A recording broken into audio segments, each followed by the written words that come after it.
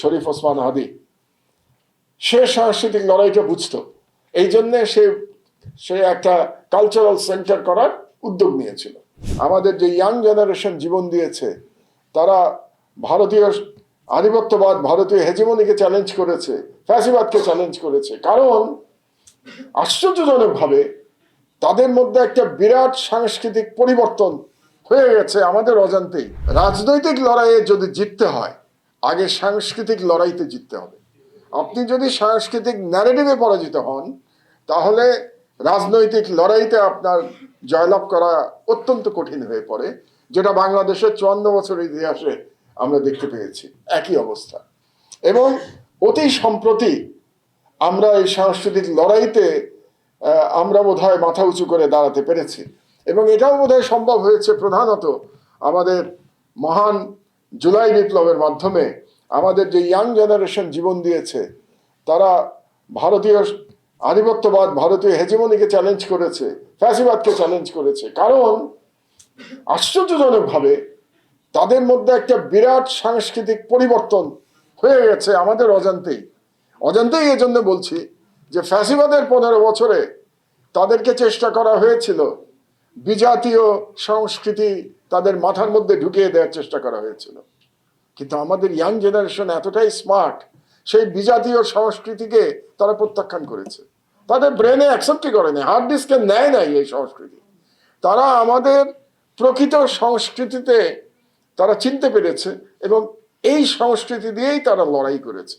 যেটা একটু আগে আমরা হাদির কথা বলছিলাম, শরীফ ওসমান হাদি সে সাংস্কৃতিক লড়াইটা বুঝতো, এই জন্যে সে একটা কালচারাল সেন্টার করার উদ্যোগ নিয়েছিল। তো যে কথাটা আমি বলতে চাচ্ছি, তো এই লড়াইটা বোঝার জন্যে আজকের এই ধরনের অনুষ্ঠান গুরুত্বপূর্ণ। এই অনুষ্ঠানটা আমরা কেন করেছি? আমরা আমাদের ইয়াং জেনারেশনকে আমরা একটা ইতিহাস চর্চা, সাহিত্য চর্চার দিকে ঠেলে দিতে চাচ্ছি। ইতিহাস চর্চা এই জন্য বললাম যে আজকের এই যে অনুষ্ঠানটা, এর একটা কিন্তু সাবজেক্ট আছে, 74-এর দুর্ভিক্ষ। তার মানে একটা ইতিহাস সচেতন জাতি গড়ে উঠুক, এটাই আমরা চাচ্ছি।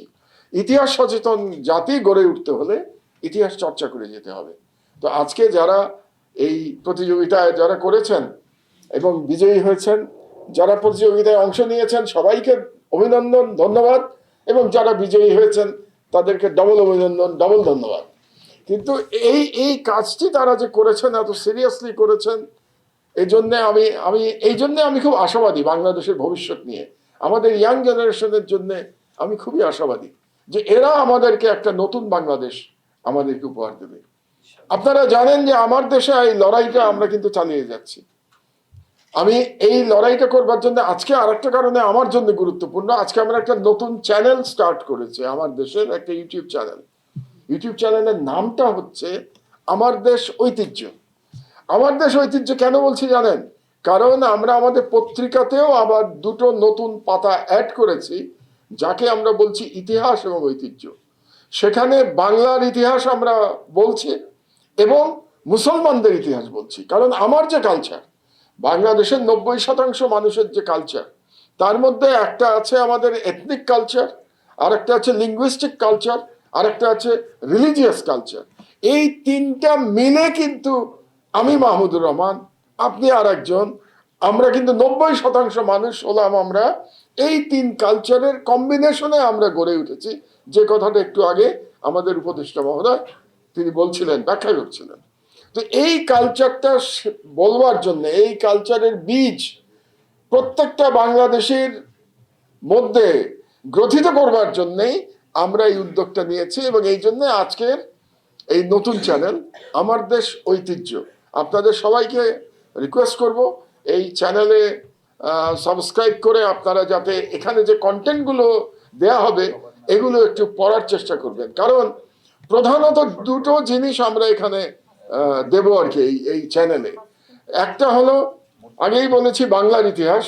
এবং বাংলার ইতিহাস বলতে আমরা বিগত 2000-3000 বছরের ইতিহাস এখানে থাকবে, কিন্তু প্রধানত ফোকাস থাকবে আমাদের যে গত 1000 বছরের ইসলাম আসার পরে যে বাংলা আমরা দেখেছি, যে বাংলার মানে উত্থান হয়েছে, সেটা সম্পর্কে। আজকে আর একটু বড় দীর্ঘ বলা যেত, আলোচনা করা যেত, কিন্তু উপদেষ্টার ওনার সময়ের ওনার আর একটা দায়িত্ব আছে, সময়ের অভাব আছে, ওনাকে চলে যেতে হবে, এই জন্য আমি খুব শর্ট করছি। তো একটা আমরা বলবো এখানে বাংলার ইতিহাস, আর একটা বলবো আমরা ইসলামের ইতিহাস। তো যারা আপনারা এটা জানতে চান বাংলার ইতিহাস এবং ইসলামের ইতিহাস, তারা এই চ্যানেল থেকে অনেক ইনপুট পাবেন আপনারা। তো এই সহজে ইনপুট পাওয়ার জন্য এই চ্যানেলটা আপনাদের ফলো করা দরকার, এখান থেকে জানতে পারবেন। আর আর আমার বক্তব্য দীর্ঘায়িত করব না। আজকে এই অনুষ্ঠানে যারা এসছেন তাদের সবাইকে ধন্যবাদ জানাচ্ছি। আমাদের যাত্রা কিন্তু অনেক দীর্ঘ। একটা কথা একটু আগে ফারুকী সাহেব বলেছেন যে যারা পরাজিত হয়েছে জুলাই বিপ্লবে, যে সাংস্কৃতিক গোষ্ঠী পরাজিত হয়েছে, তারা এই পরাজয় সহজে মেনে নেবে না, এবং তারা আবার তাদের যে ঋত সাম্রাজ্য এটাকে আবার দখল করবার চেষ্টা করবে। তো যাতে তারা এটা না পারে, আমাদের বিজয় যাতে আমরা সংহত রাখতে পারি, সেই কারণে আমাদের সাংস্কৃতিক চর্চা চালিয়ে যেতে হবে। সাংস্কৃতিক চর্চা বলতে এভরিথিং, সাহিত্য, সঙ্গীত, যা যা আছে সব কিছুর মধ্যে লেখাপড়া, বই পড়া, বই লেখা, এগুলো সবই আমাদের সংস্কৃতির পার্ট। তো এই কাজগুলো আমাদেরকে করে যেতে হবে। তো আমি আর আমার বক্তব্য দীর্ঘায়িত করছি না। আপনাদেরকে আবারও ধন্যবাদ জানাচ্ছি অনুষ্ঠানে আসবার জন্য। যারা পুরস্কার পেয়েছেন তাদেরকে ধন্যবাদ, এবং এখনই আপনারা প্রধান অতিথির কাছ থেকে আপনাদের পুরস্কার গ্রহণ করবেন। আল্লাহ হাফেজ। বাংলাদেশ জিন্দাবাদ।